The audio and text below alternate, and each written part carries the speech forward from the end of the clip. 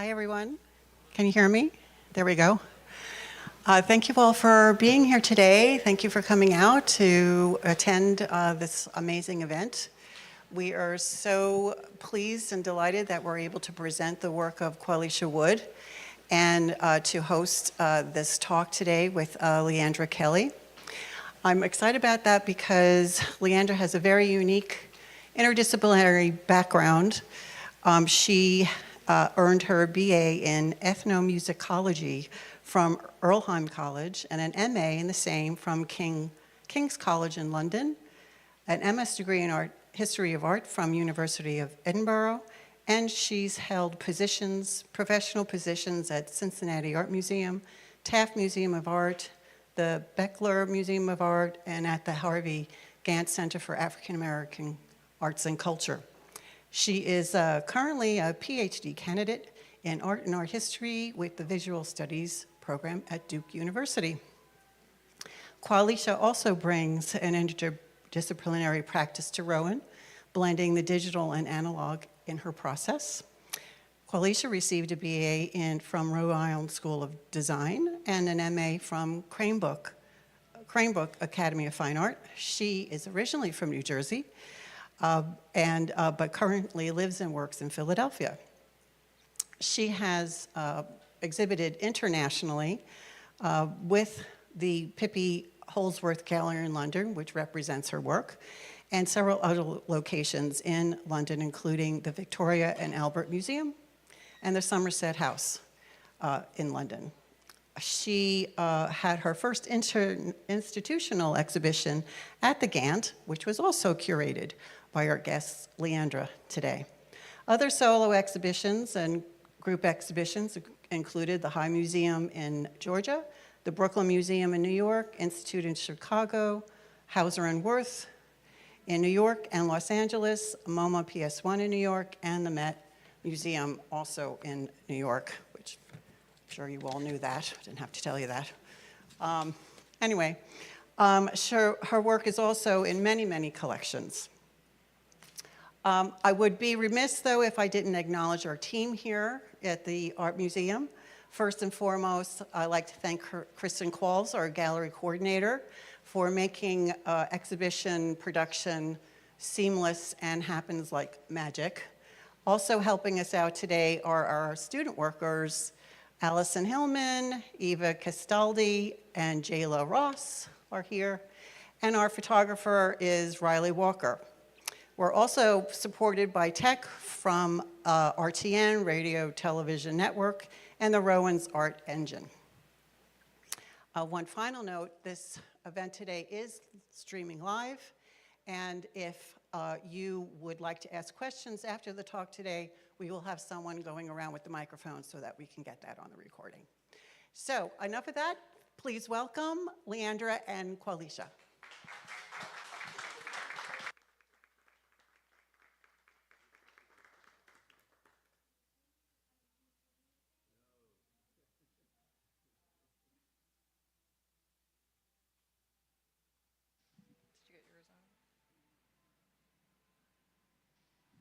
Can you hear me now?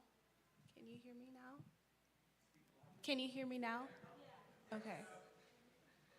Can you hear me from here? Okay. Okay, yeah, thank you. We're a little soft-spoken over here. Thank you. Okay, perfect. I am sometimes. Awesome. Thank you so much for joining us. We're really excited to share this exhibition with you all. And so let's just jump right into questions. So the exhibition is centered around the concept of digital Edens. How do you create your digital Eden, and what tools do you use? Yeah, I think it's really interesting because I've been thinking about this question a lot, and even just the idea of what a digital Eden is. And I think it's been like, I guess, a lifelong creation, and it's looked different at different times of my life. When I was younger, my first digital Eden, honestly, was Club Penguin, which feels so weird to say, to kind of reference this like very childish memory of mine. But that was really the first time I think I really like came into myself and started kind of playing with an idea of an identity. So internet role-playing, online multiplayer web games, where you could kind of jump into an avatar and be anonymous, was a way that I first started discovering digital Edens. And I think for me that then expanded into looking at different forms of avatars and social profiles and networking. So even thinking about MySpace, Tumblr, the ability to kind of then code and change your environment, kind of curate how someone came into a space, thinking about like, you know, like I know a lot of people loved Chris Brown. At the time, I personally was a really big fan of Escape the Fate, so that's a really big like difference. But just like thinking about, right, like what someone would listen to when they clicked on your profile, it was really about building a paradise, a safe space, an identity, kind of through changing your environment, which looked a lot different than from my physical one.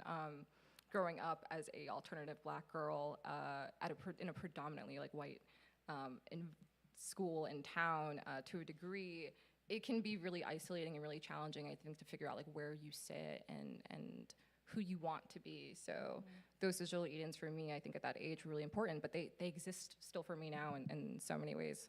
Virtual reality, life simulators, all of that good stuff. Yeah, I remember for MySpace, it was a really big decision what song you chose to be on your profile. So I remember those days vividly. And so what are the challenges of digital spaces, and what role do you think they play IRL or in our everyday lives? Oh, I think there's so many challenges, and I'll try not to get like too doomer here. I think, you know, the best part, right, I think we got into, right, which is like the ability to self-discover and determine and identify. But I think the biggest problem with digital spaces is their interference. They are distracting as much as they can be a positive escape. They are also just that. They're coping mechanisms. They're methods of escapism, and they also are just things that pull you away from our present reality.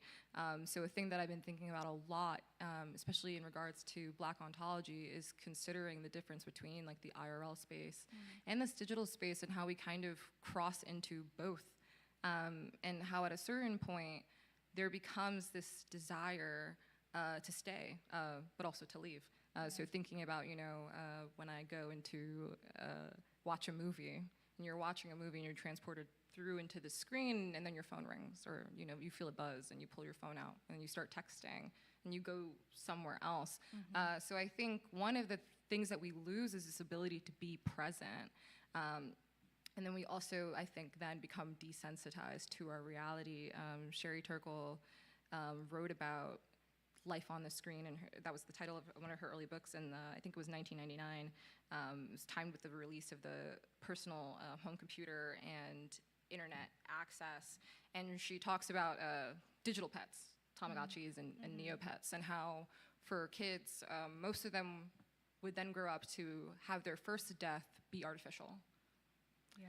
And as somebody who was born in 1996 and grew up and has never known a life outside of the internet or outside of computers, I think about that, right? And how like the first thing I knew to die wasn't real. And I think that really does alter your perception of, right, the world and like what we should kind of be doing. And I think, you know, as we sort of continue, right now I'm like, oh, I'd rather be doing this than like, you know, doing a lot of other things. I'd rather be on my phone watching a video than, you know, going to class or going to these other things. So we start to make these negotiations, and we start to kind of choose. And I think, you know, like anything else, the over access, and I think like the lack of moderation makes internet or digital spaces a bit dangerous. Yeah.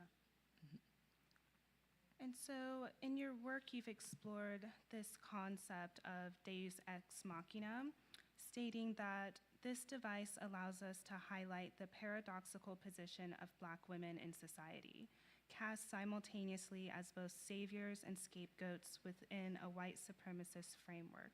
I would love to hear you speak more about this, especially as it really relates to your piece, Deus ex machina, What Was I Made For? Yeah, it was a really wild experience making that piece, and it's really one of my favorite works. Someone just asked me, like, if you had to pick a favorite piece of all time, and I really do think it's that work, because for me it highlights or answers, I would say, a lot of the questions that I'm trying to get into, which is really a question of purpose. I made the work thinking about two movies in particular, Ex Machina and the Barbie movie. And Ex Machina features, a man who wins a lottery to basically go test out this AI robotic woman. I'm like, for lack of better phrasing. And he sort of falls in love with her, and then, not to spoil the film, but it doesn't go so well, because Ava's kind of point in this film is thinking about her own survival, her own being outside of existing as a tool for someone else. And I saw that movie and I was like, that was really interesting. And then I saw the Barbie movie maybe a week or two after. And the Barbie movie for me was a really disappointing experience. And I wondered, I was like, why? Like, why did I hate this movie so much? Because it wasn't that I didn't think that it was like a good movie, I just think it wasn't great. And there was a lot of, I think, praise and, high acclaim for that film that I felt like kind of only scratched the surface of understanding feminism and what it means to really be a woman and alive right now. And so I started kind of poking and prodding at those things, and I was like, well, where does Ex Machina even come from as a term? And Ex Machina means, machine, and Deus Ex Machina meaning God from the machine. And what is a Deus Ex Machina? It's a literary trope, Shakespearean, really in origin, but it really looks at all of these stories in which the main protagonist would have died or suffered or just completely, evaporated had it not been from this magical interference, this divine interference from the gods. So that's what a Deus Ex Machina is. The Barbie movie kind of revealed that the purpose of women in that movie was kind of to exist as something for, men to sort of profit off of or kind of be consumed by. So I started to kind of think, well, both of these women, though, kind of escape that. Right. And where do we go from there? And there's still that question of purpose. And then I think about Billie Eilish and, that song, what was I made for? And I felt like, to me, those two things, Deus Ex Machina and what was I made for, sort of asked and answered the question. And with that framework in mind, thinking then, okay, what was I made for? I was made as this divine intervention for the machine. But what is the machine, and then who am I in that? And so I started to just think about things that I've maybe heard within my practice. A lot of the times people ask me, do I associate myself within the work with a character? Or with performance, and I feel like a lot of the times I've been like, no, these aren't like performances and these aren't characters, but I think it was really important for me to ask myself, is that like totally true? And like where is that overlap kind of at? And so thinking again about God and about these ideas of purpose and creation, I looked at Eve as an archetype, as a character. This idea of like the first woman to exist on this planet being one of the most revered, but also like one of the most hated, which I think about once a month, and I'm like, we didn't have to eat that apple. But just thinking about those things, kind of, Eve was really scapegoated. And so when I think again, these things are not like, I think the point is everyone's probably looking like, well, what's the point? The point is there is no easy answer. There is no clean cut, dry solution. A lot of the work in a piece like Deus Ex Machina for me is about beginning to sort of unravel these things until I kind of reach a point of, I don't know, like content with being so contradictory. Yeah. I think with being so unable to maybe necessarily locate the why, but just still being okay with the me and the how and the kind of like what's left out of that. And I think that's something that's been explored even in feminist theoretical spaces in terms of, the idea of the cyborg and hybridity and these contradictory elements being able to coexist and being able to accept them equally. So I think that's sounds very much in line with this work. And so you touched on performance, which brings us to our next question. would really like to highlight this piece, Bedrock. And can you speak more about the process of bed rotting, and why do you think so many people find comfort in doom scrolling? And then also pictured here is your performance work, attention economy, and kind of what was it like to bring those themes to life in performance as well? Yeah, bed rotting for me came from a very personal place of, I think, just feeling lost. 2024 pre-election times were not really fun times, and I think I kind of just found myself trying to figure out, like, what was I gonna do? Was there anything for me to do?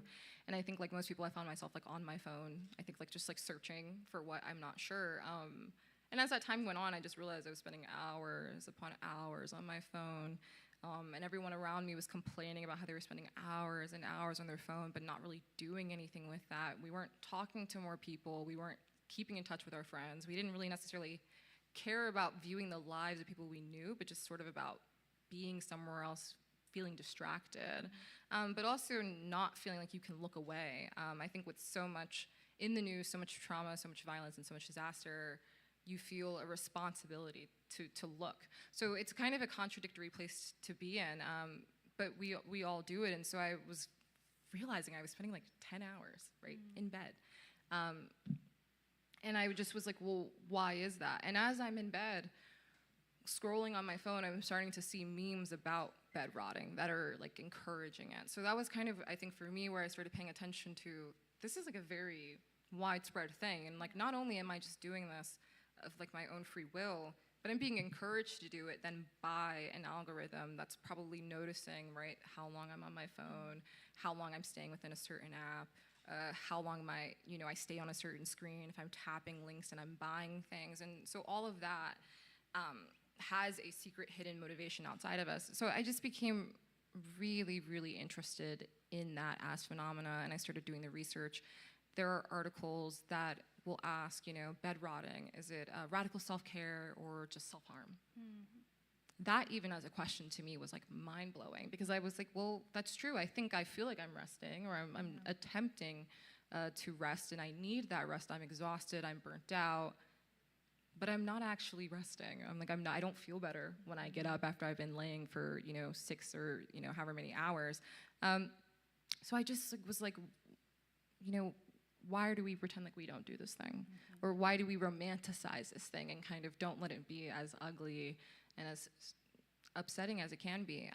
I read My Year of Rest and Relaxation by Otessa Mosfeg, and the main protagonist in that story goes through this grief and this trauma and decides that she wants to sleep until she has regenerated all of the cells in her body. So she figures if she sleeps for a year, that's enough time to undo like 7 years worth of trauma in her life.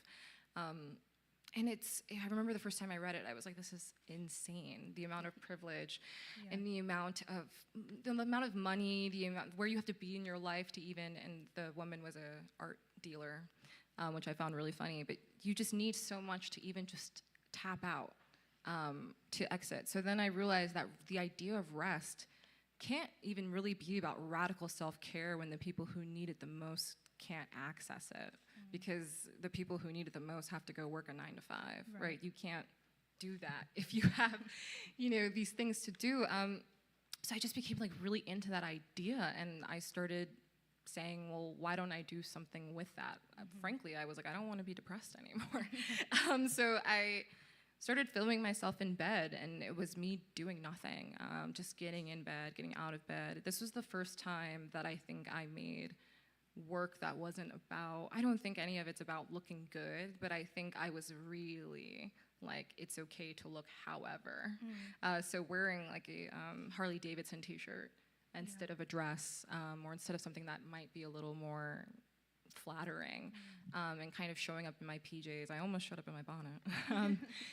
But just thinking about the vulnerability of that, and kind of wanting to share that it was a universal experience, but also I think how damaging it is to still do nothing, and how still so much is happening around you while we're doing nothing. And so I looked at, and particularly in this piece, Bed Rot, the election, so looking at Kamala Harris's infamous coconut tree speech, and looking then at Brat Summer that was happening at the same time to kind of show, I think, the violence of compounding events when we are viewing life through our smartphones and not through our own lens. So that was where the piece started, and for me that ended up then going into 2 other pieces, going into Visions of a Life, which is in the back, and then going into I Believe There's Meaning, I Believe There's Nothing, and then, well, I guess, 3 pieces, and then going into Attention Economy as a performance.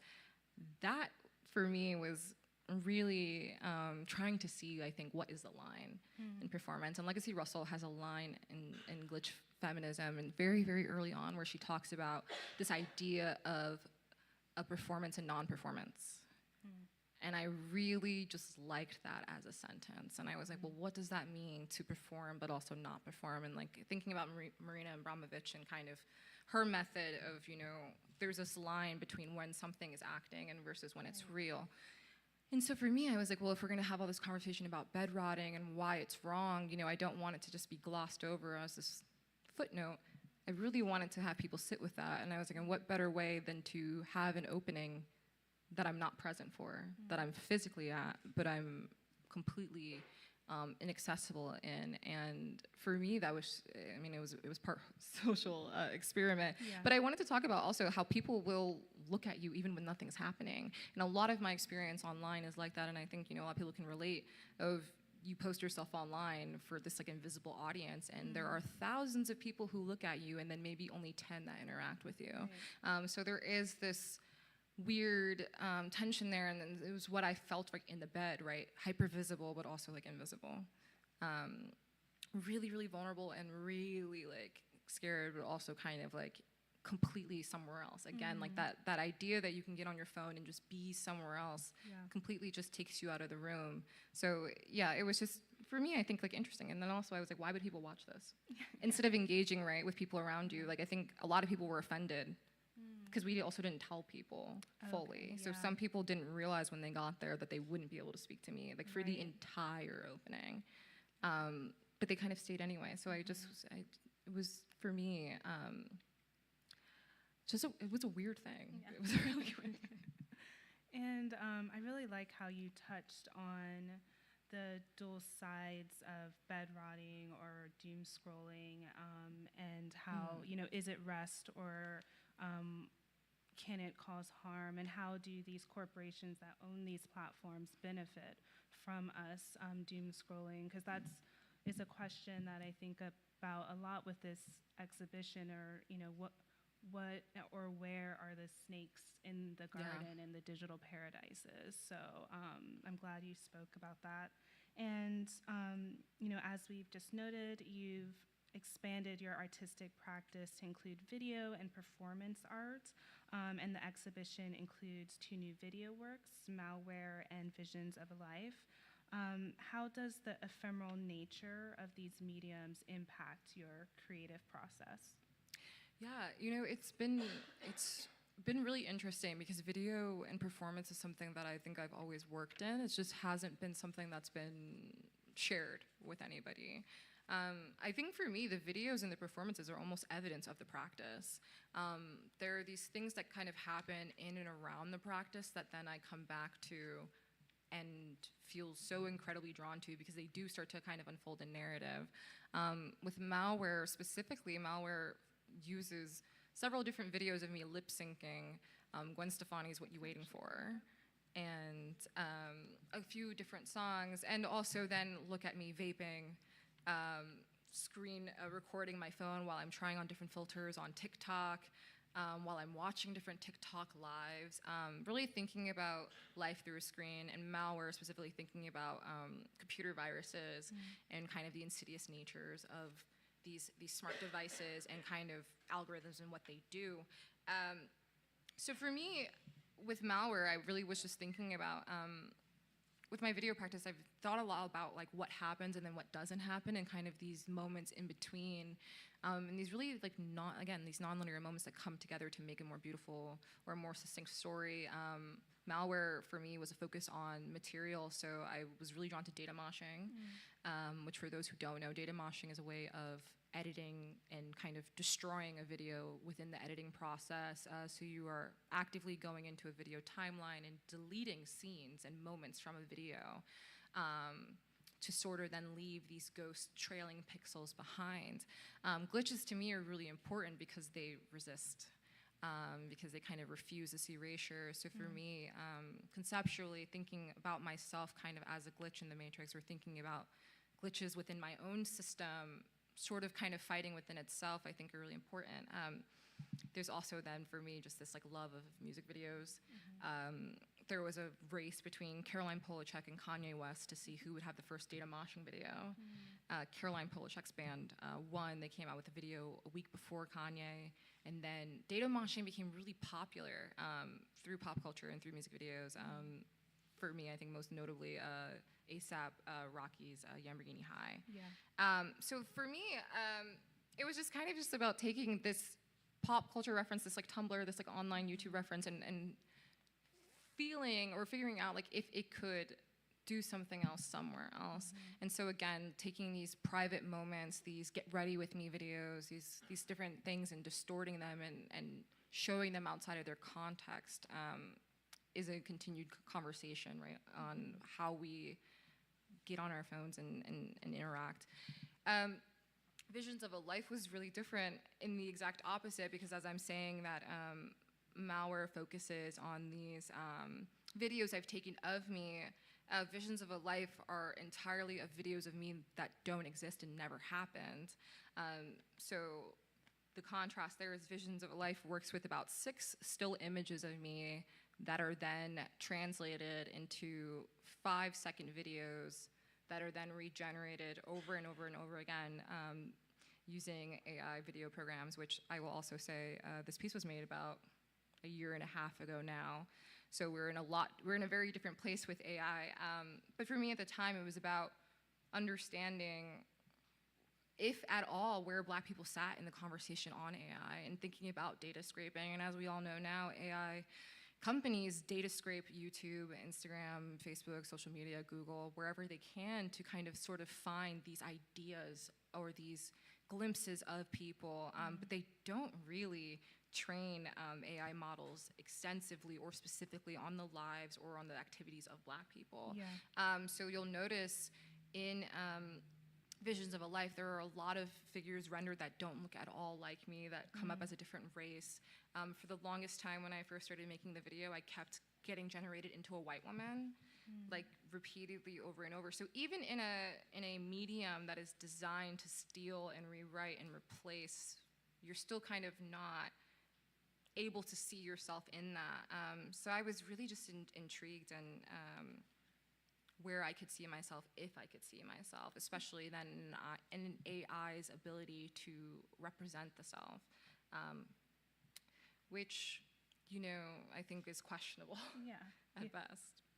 Yeah, and I think off of that, you know, AI comes up in discussions around the arts and creative practices. For you, do you have any advice for artists who may be considering using AI? I think my only advice is to really ask yourself why.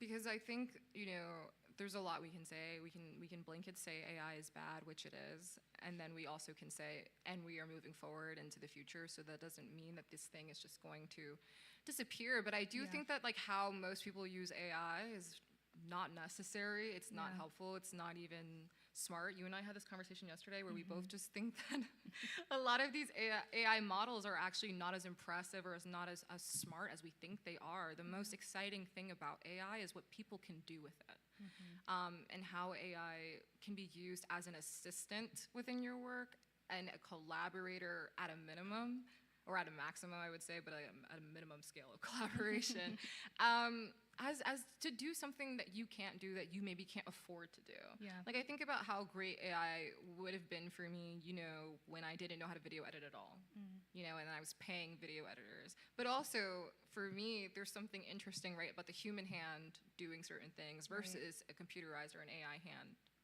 doing certain things. But it's about your interests, right? An AI drawing is never going to be better than a drawing made by a human.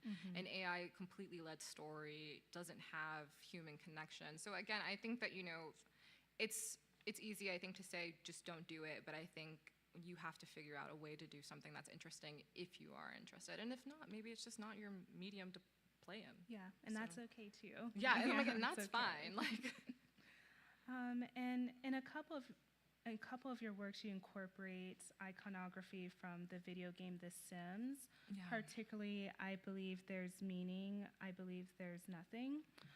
What role do video games play in your artistic process, and how do you view games in regard to this idea of digital paradise? And what's your favorite video game to play? oh my gosh. Okay. Well, The Sims particular for me, I've been playing The Sims since I was 7. So that's like 2 decades, Yeah. 22 years of simming. And for those of you who don't know, The Sims is a life simulator. My mom is here, she's nodding because she played The Sims with me my whole childhood. But I started playing The Sims when I was 7, and that was where I learned all of, I think, about how to be a person in the world, which is strange to say, but I learned about the concept of free will. I remember seeing that in the settings menu, and it was something that you could turn on or off for your Sims. And I remember then reading the description for free will and how they were explaining, right, your Sims will either stay here and wait for you or they won't. And I remember thinking, why would I want to turn it off? Like, why wouldn't I? I kind of want them to have that.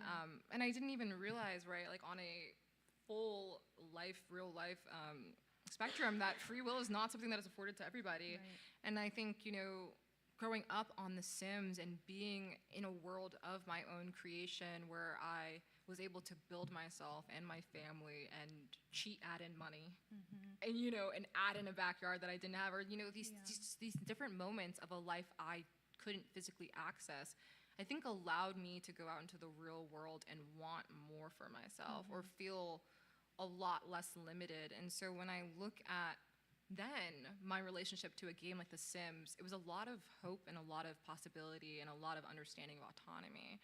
When I look, though, at how I use The Sims, in this work in particular, I think it was kind of, you know, kind of like thinking about the nostalgia of that, right? Of feeling once like, you know, I had this life ahead of me that no one can kind of tell me what to do or who to be. And that was really especially important, I think, growing up as a young Black girl. And then now, as a young Black woman, I'm like, oh, it's, you know, it's not like that. You know, I sometimes feel like a helpless Sim, right? Waiting for someone else to kind of make the decision or put me in this place or give me money or take away my money or, you know, just sometimes it feels like, especially when I'm thinking about like Fenton and thinking about Afro-pessimism and this idea of objecthood and blackness, Black objects in relationship to white people, I think I start to feel like a Sim, and I think I start to question my purpose and my ability to do things for myself besides kind of remain in bed. And this was, again, a follow-up to the bed rotting piece. So it was kind of then this moment of, what do I do now? Like, do I get up? Do I stay? Do I go?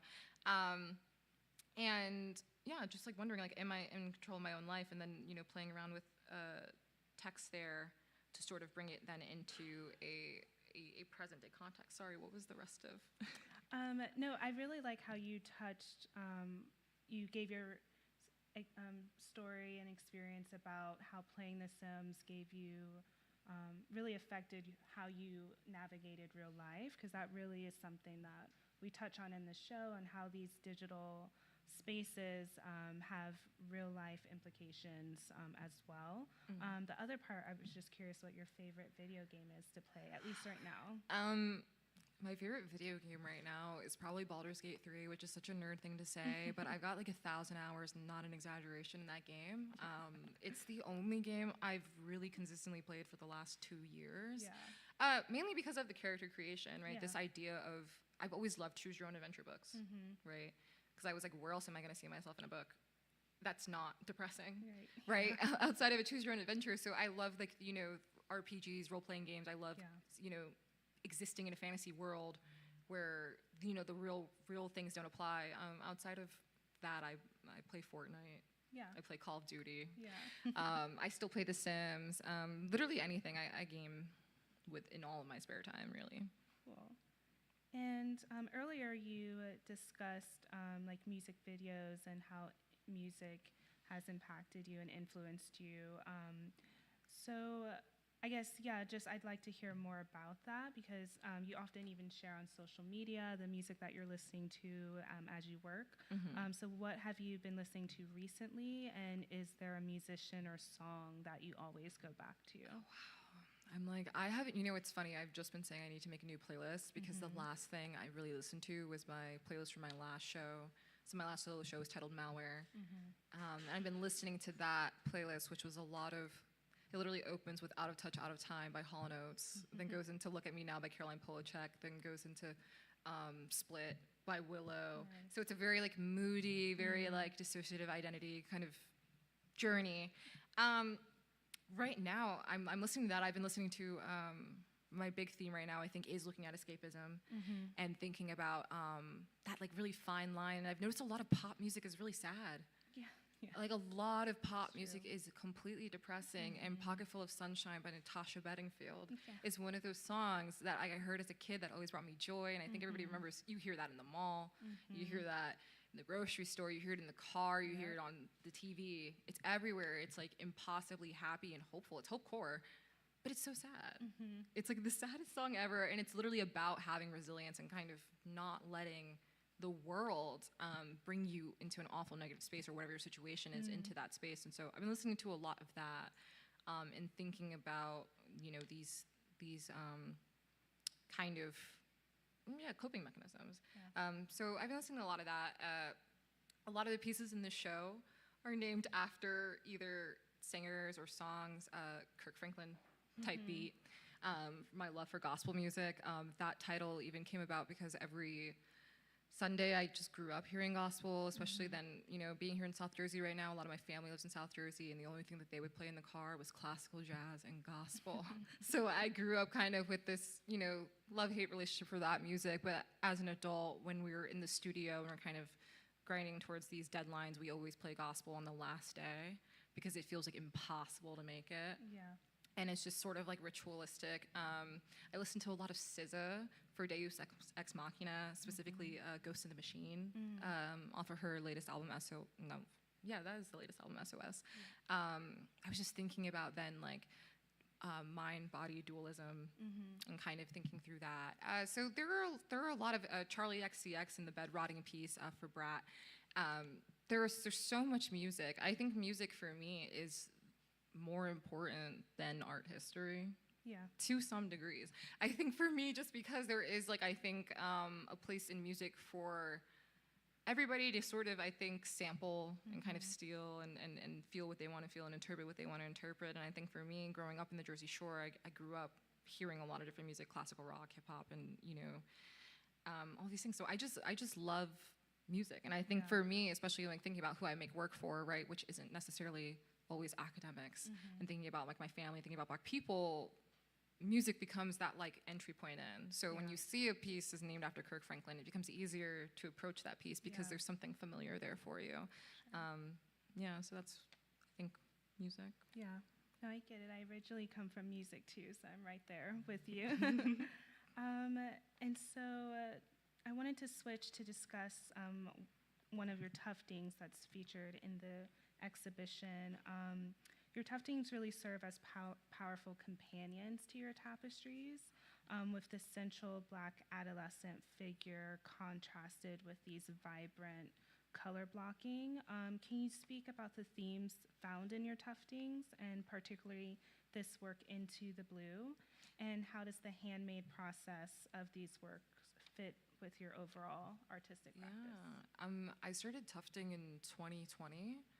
I had a really incredible professor say, okay, we get it. You can make tapestries. What else can you do? And I was like, that's fair. But I think really she just, wanted me to push myself further. And I think that she kind of understood that even within the mediums of tapestries, as they've changed a lot over the last 7 years for me, there was almost like this barrier there. And a big thing for me, and I think when making these works, was thinking about levels of vulnerability. I think the one thing people say to me a lot is, Qualeasha, you're so vulnerable. But I'm also like, it's kind of a trick because I get to hide it underneath so many things, and there's so many other things happening that it's almost, there's distractions there. The tuftings for me became this like other place of processing about things that I didn't really necessarily want to talk about in the tapestries. So thinking about like trauma and thinking about really the self as a unreliable narrator even to that trauma, something that happened 20 years ago, and how I felt about it then and how I maybe experienced it then is not the same thing that I feel or experience now in the present. So there's this like time kind of link between them. And, you know, I came to them because I saw a photo in my, I guess, my childhood bedroom, and there was a Looney Tunes rug like nailed in like above like my bed. And I was like, leave it to my parents to just kind of do what they want. But that idea, right, that a tufted rug could be a painting, I thought was really important. And I've always loved, my dad and I like watch cartoons all the time, every Saturday, every Sunday. That was like our main conversation. I think Point was going to see different movies, watching these different cartoons. He would go to the store, he'd bring back a stack of like original like Steamboat Willies and like Looney Tunes. So a lot of my drawing, especially then as a kid who didn't know that she was gonna be an artist, was copying. Yeah. And as I kind of then, you know, got older, I started learning more about these references and learning kind of then about the really racist and, you know, the history of blackface and just mammy culture within cartooning, the gloves, you know, all of minstrelsy, just like all of these different references that kind of were just like secret digs at black people and you know, especially also the Native Americans and, you know, anybody who wasn't white at this time. So then I was like, wow, this inclusive world I thought I saw through cartoons and through comics didn't really exist or really apply to me even still. And so I just started, this character came out, and it was just a character of that time, right? This like simple black figure that just was able to hop into different moments that I couldn't. The thing about the tuftings for me is they hold so much tension through kind of also like being an open space. So there are these specific moments like Into the Blue. I am thinking about, you know, that moment when the curtain's pulled back, when you're taking a bath by yourself and you feel caught. But I'm also thinking about all of these other things for me personally, like the fact that I can't swim. Or, you know, just the fact that I was always really shy about my body, which isn't something I, you know, kind of then experiment or explore further in KMBA. These things don't change just because you change. And then, you know, in the tuftings as well, for me, there's this desire, like I said, to talk about things in the tapestries in a different way. And I think what's really important for me in the works, tapestry to tufting, is conversations about race and how we have them and who gets to be at the front of these conversations. And it's a very specific choice then to talk about whiteness without specifically talking about whiteness, or to talk about capitalism sometimes without specifically like showing these things, or, you know, race. You know, it's important for me, I think, to hold that space a little open, because it can change what the work's about. A thing I really hated, and that the tuftings were really aimed to do, was to eliminate this idea of trauma porn, or this moment of someone kind of coming up to the work and seeing this horrific thing as it is presented outside of its context and kind of long for that other story. So I like for the tuftings when people kind of come up and they're projected onto, because ultimately I think that's what happens anyway when you make a piece of art and you pour all of your like deepest and inner feelings into it. People come and they see what they want to see anyway. So the tuftings kind of take advantage of that, and I started getting into theory a bit and started looking at Freud and his theory around the uncanny, right? This familiar but like scary, like strange thing. And for me, the tuftings kind of sit within that. They kind of take advantage of being something familiar, something you've seen before, but also something's a little weird. It's like it's like a little off here. And so yeah, I love them. The color palettes for me sit still within this kind of like digital realm. But really also thinking about like the primary colors you'd use as a kid, kind of like being drawn to these neons, then referencing also the limited color palettes that you get in online drawing software. So for me, a lot of drawing as a kid was done in Microsoft Paint, and so the tuftings are often replicas of these drawings that I do in MS Paint, or that I've done as like etchings or intaglio prints, and translating that meaning there. Awesome, thank you. And just to close out, I know we're running out of time. What would you like viewers to take away from the exhibition Code Eden? You know, I like love when I get that question, but I'm also like, I don't know. I try not to, I'm like, I don't like to be projected onto, so I try not to tell everyone else what to feel. But I think I always just like want people to walk away with a question. Yeah. Right? I think like my work is a question for me. It's an answer for me. It's a way out. It's a way through. And so I always just hope that someone finds something in the exhibition for them that makes them feel seen, or makes them want to learn something more, or makes them, feel a little bit differently about how they see the world around them. I think it's meant to, all the works are usually meant to serve as a disruption to kind of like your daily routine. So yeah, I guess like not to say I hope people feel disrupted, but I want different things for different people. Some people I want to laugh and feel warm and fuzzy. Other people could cry, and that would also be just good with me too. Yeah. Awesome, thank you. Do we have time for a few questions? Okay, great. So thank you so much, Qualeasha. That was really amazing. And so do we have any questions from the audience? And there's someone with a microphone. If you just raise your hand, and they'll bring it to you. You can also say you hate it. If there's no questions. Oh, no, Like I love debate forum too. Okay. Oh, there's a question up front, yeah. Okay, I'm not sure how to phrase this.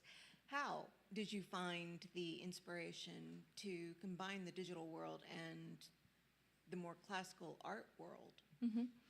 Well, I guess I would say it's a really long answer, and I'm going to try to keep it short.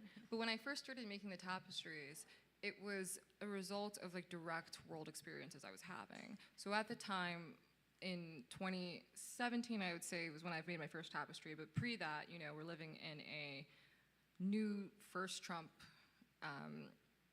presidency, and we're living through Black Lives Matter and police brutality and all these things happening on campus. What I found at that time, as somebody who was an RA, very pro-Black, very outspoken, queer, all these things, was that I was being used as like a moral compass for like the majority of people I knew, whether I wanted to be or not. And it wasn't because I was sitting here like, I'm right and you're wrong. It's just because I had a Facebook account and was using it to the full extent of my liberty. And what I found happened was this kind of dehumanizing thing, right? I would go to a party on a Friday night and have someone like ask me about this Facebook post I made and if they actually needed to cut their grandpa off at Thanksgiving this year. These are not things that I care about, right? But these are things that people have decided that I am the keeper of, right? Like, I'm the keeper of conversations on racial justice. I'm the keeper of conversations on feminism. I just became that for people, and I didn't become a person, right? So once I kind of felt that, I felt really frustrated, kind of being, I think, robbed of a regular existence, and I felt like I was being treated like, a god, like somebody who had control that I didn't feel like I was supposed to possess. So the first tapestry I ever made was titled Cult Following, and it said on it, God is a young hot ebony and she's on the internet. And it was it was a playful mocking, I think, of what I had been experiencing. And I titled it Cult Following because the internet and our social media experiences are very cult-like. And it was so silly. But the reason why this like classical imagery was just an understanding of, I think, what it takes to make it as a Black artist or as an artist. You are told you have to kind of find yourself within the art canon, and you sort of have to do something that no one else has done before. You have to do it like better than everyone else. There is this like goalpost that feels impossible, and if you can't do those things, then the work's got to be traumatic. The work's kind of got to be about these things. I remember I love Hank Willis Thomas to absolute pieces. But I remember the first time I saw the Branded series, and I remember I was like, who is this for? What happens then when a Black person walks into the gallery and has to be confronted with an image of a Nike swoosh being branded into somebody's like skin? Yeah. Right? It's a painful thing to think about, right? But it's something that people love, something that makes money, right? And that's what the art world is to an extent. So I had to think about, how was I going to have this thing I wanted, which was to be myself wholly and fully, without, damned consequence, really, without restriction, and also have it pay me? Because that's the thing, too. People love to see, you stand up for yourself, you be outspoken, all these things, but that doesn't pay the bills, And oftentimes, I think, as we've seen, right, your social positioning in the world can be something that like makes or breaks you, can cause you to lose opportunities as much as gain them. So I kind of felt like if we're all going to kind of treat me in this way, then I should kind of rise to that occasion. So working within religion was a really big concept for me, especially at the beginning, but working in these like classical style of paintings, it just legitimized the work. At the time, there were no NFTs, right? So we had digital art, but that was kind of like a slur as much as like craft kind of is, right? I think craft has come a lot further than even digital art has, right? But at the time, it was like bonkers to think that here I was, you know, almost two and a half years of art school, all this debt I could see piling up, and I was gonna make something out of just working digitally. I was like, I knew that wasn't the case, and I also knew, right, like, we kind of talked about this earlier for everyone who wasn't there. We talked a little bit about Duchamp, right, and this idea of audacity.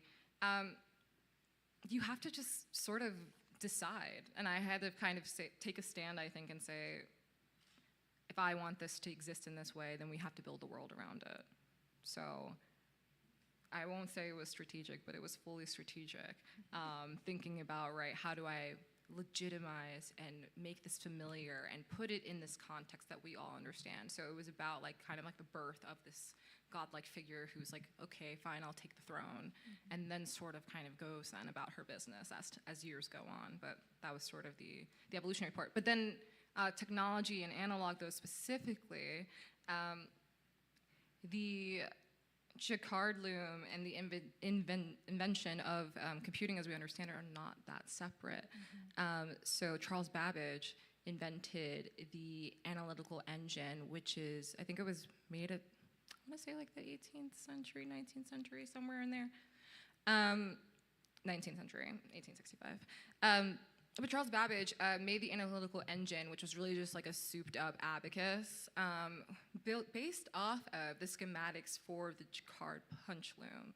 So he looked at a punch card for the Jacquard loom and saw that there were all of these punch outs for the warp and the weft, yes, no, over, under, and looked at that system and said, how do we use this to do math on a computer, right? How do we use this elsewhere? So he took that, where he saw it there, and translated to that, and Ada Lovelace, who worked a lot in early computer engineering, helped him kind of on that. So there was a woman there who is kind of quietly, slightly left out of that history.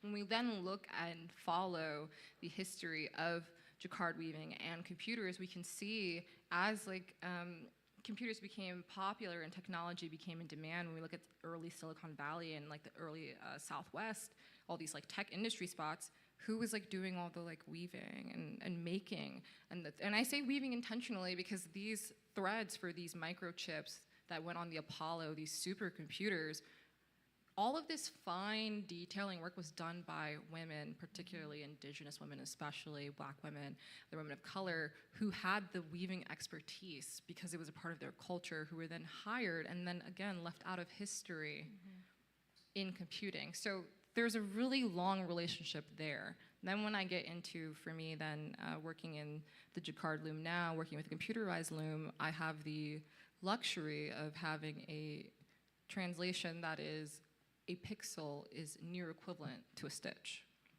So there is a lot of like back and forth there that kind of happens.